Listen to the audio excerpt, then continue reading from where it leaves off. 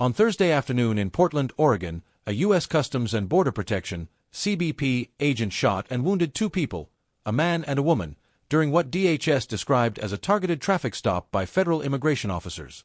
The shooting happened near southeast Portland, in an area close to a medical facility. Local Portland police responded after receiving reports of gunfire and found the couple with apparent gunshot wounds. Officers applied tourniquets and summoned medical help. Both wounded individuals were transported to a hospital. Their medical conditions have not been fully disclosed. Federal narrative on what happened.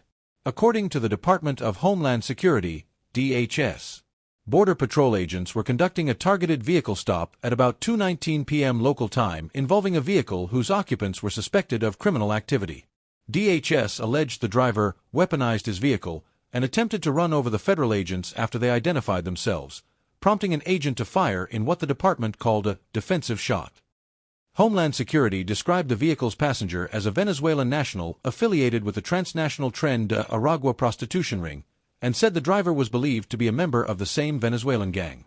DHS released photos and identities of the couple as Luis David Nico Moncada and Yorlanis Betsabeth Zambrano Contreras, a husband and wife, claiming ties to the gang and prior criminal conduct. DHS stated Moncada entered the U.S. illegally in 2022 with prior arrests including DUI and unauthorized vehicle use, and that Contreras, who entered in 2023, was linked to prostitution and a previous shooting in Portland. DHS also noted the FBI's Portland office is investigating the incident. The Bureau of Alcohol, Tobacco, Firearms and Explosives, ATF, was assisting with crime gun intelligence. Alternative accounts and witness reports.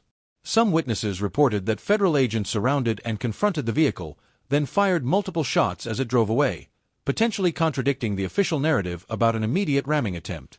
Local police say they were not involved in the shooting, arriving only after the gunfire was reported.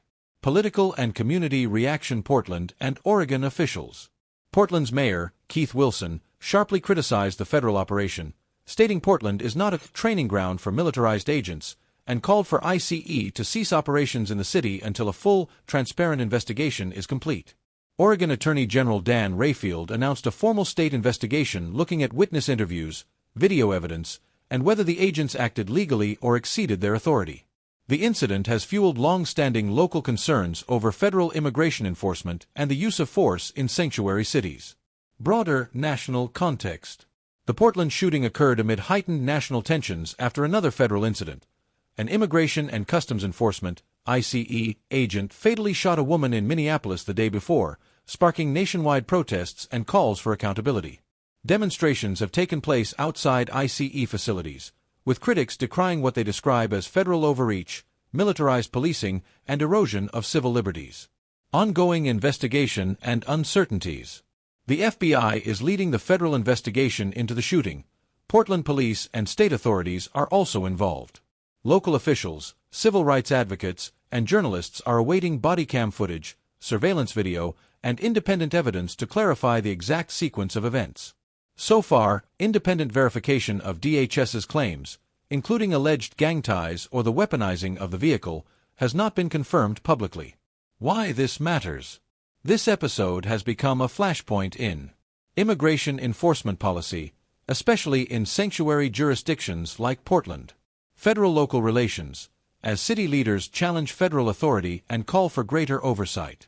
Public safety debates, with questions about when and how federal officers can use deadly force within U.S. cities.